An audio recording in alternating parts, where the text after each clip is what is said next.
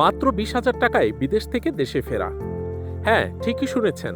এই খবরটা জানলে অনেক প্রবাসীর চোখে পানি চলে আসবে। বিদেশে কাজ করা লাখো বাংলাদেশি প্রবাসী বছরের পর বছর পরিবারের সঙ্গে দেখা করতে পারেন না। কারো ভিসা শেষ, কারো টাকার অভাব, আবার কেউ দালালদের হাতে সর্বস্ব হারিয়ে আটকে পড়েছেন বিদেশে। এবার সেই প্রবাসীদের জন্য বড় সুখবর। সরকারের বিশেষ উদ্যোগে মধ্যপ্রাচ্য, ইউরোপ ও এশিয়ার বিভিন্ন দেশ থেকে প্রবাসীরা মাত্র 20,000 টাকায় দেশে ফিরতে পারবেন।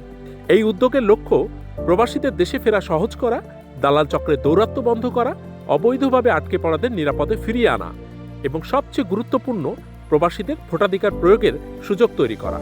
প্রবাসীরা শুধু রেমিটেন্স পাঠান না, তারা দেশের অর্থনীতির মেরুদণ্ড।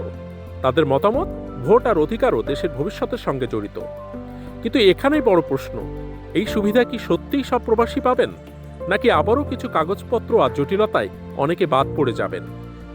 যে বাবা 5 বছর সন্তানের মুখ দেখেনি, যে মা ছেলের জন্য প্রতিদিন দোয়া করে, এই সিদ্ধান্ত তাদের জন্য শুধুই খবর না, এটা একটা আশার আলো।